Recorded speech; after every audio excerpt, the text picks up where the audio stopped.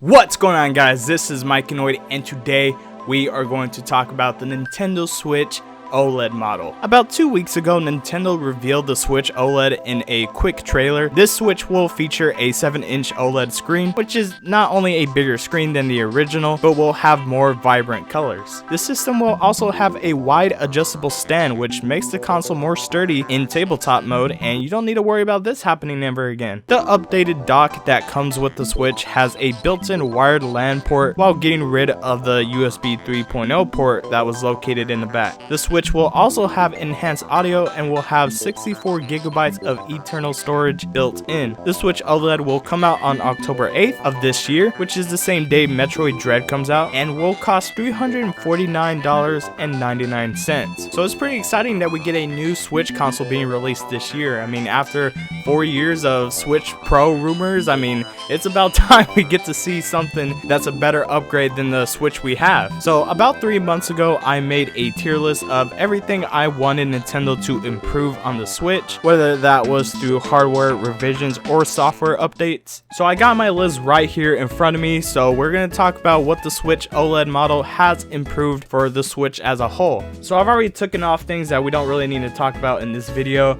I've taken off the internet browser, the Me channel, and the Switch shortage.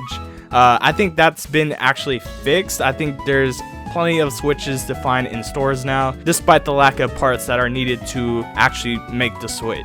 So the first thing we can take off here is the more storage space that I put in tier A. I mean, 64 gigabytes is something. It's definitely more than 32 gigabytes. However, you're probably not going to fit a whole bunch of games still. So it's still an improvement. Don't get me wrong. I'll take 64 over 32 any day.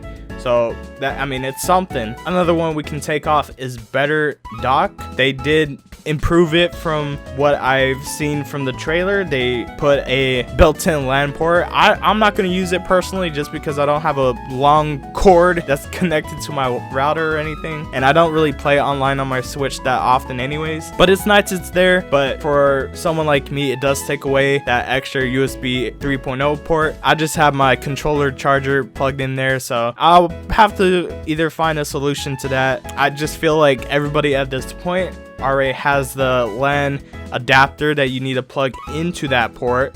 So, I mean, the dock might not be even that important. And then finally, something we can take off is the better kickstand. I do not know why they designed this kickstand the way it is on the current Switch. I just feel like they should have tested it, and I don't know how it went by them thinking that this is going to be a good kickstand when it's not. So the wide adjustable kickstand that we're getting on this new Switch is a very welcomed improvement. I feel like people are going to use tabletop mode a lot more often, but you still might have to buy one of these to be able to charge your Switch while in tabletop mode. So that's just something that you might have to consider. And that's everything that the Switch OLED model has improved on that was on my list. The biggest one that is not on my list that they have improved on is the screen. It's gonna have vibrant colors. Something that has been compared to is the PS Vita, at least the first model, because it had an OLED screen. I don't own that model, but I've heard great things about it, and the colors on it are spectacular. So it's pretty good, man. The Switch OLED model definitely does improve on a lot of things in handheld mode or in tabletop mode, but not much improvement to the Switch being docked. So that's just something that you probably have to consider.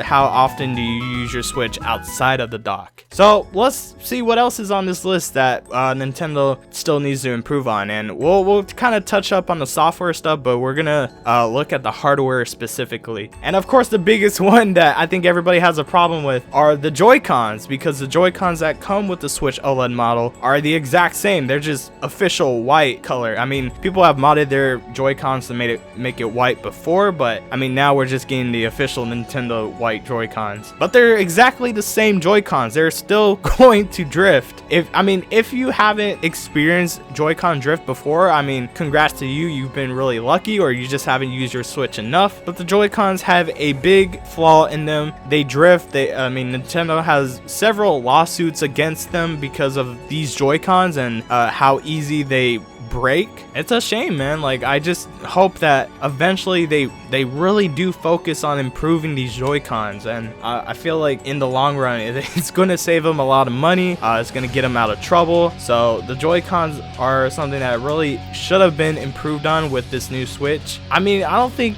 it would have been a big deal if they just made new Joy-Cons. I mean, yeah, it's important for the Switch OLED model to still be compatible with the old Joy-Cons, but I feel like people would buy these new Joy-Cons if they knew that they were tested not to drift. So that's just something that that would have been cool.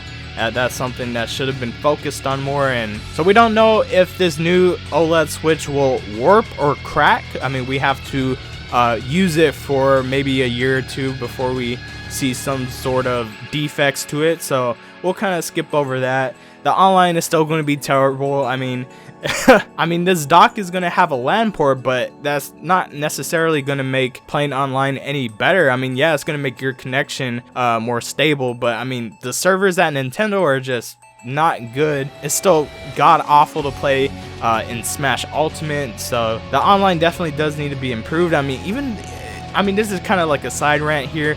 They even showed in the trailer the guy still using the phone to talk to his friends. I mean, that's cool, but it wasn't Discord, it was on the Nintendo Switch Online app, so they should have at least made it possible to communicate with others through the app, and actually have that in Tier A, being able to voice chat and do all that stuff. But that's more software stuff. That's something that they could probably put on the original Switch. Bluetooth support. I mean, we're still missing the ability to connect Bluetooth headphones to the Switch. It's so crazy that, I mean, the Switch has Bluetooth support. It just can't connect to Bluetooth headphones. I don't know if that's through a software update they need to do or an actual hardware revision, but either way, I feel like that could have been implemented in the Switch OLED model. So it was a shame that we still haven't got that yet. Being able to apply themes is still missing. Of course, that's software as well. They could put that on your Switch or Switch Lite. And probably the biggest thing that could have been great for this OLED Switch is just better power, man. Like, make it 4K support, 60 FPS across games, and maybe even a 1080p screen. I think those would have been great, especially the 1080p screen. I mean, you're putting a beautiful OLED screen on this new Switch, but it's still gonna be a 720p screen. I mean, maybe the parts are still missing for that, but yeah, so basically this is still the same Switch. It just has a better screen and just some slight improvements to it. So to sum everything up, the Switch OLED model does improve things that people have criticized before, which is great. However, the Switch OLED is still missing some very significant changes, and who knows, maybe Nintendo did want to make a more powerful Switch this year. They just couldn't get the parts because of last year's pandemic and parts being harder to get. So in order for them to still keep people interested in the Switch, they had to put some sort of new Switch out there. It's common for consoles to go through hardware revisions during their lifespan. If I had to compare the Switch OLED revision to previous Nintendo revisions, I would say it's like the DS Lite. The DS Lite was an overall improvement to the original DS, which is how the Switch OLED model is to the regular Switch. I mean, at this point, I feel like if you didn't have a Switch before, then you should probably just wait for this new Switch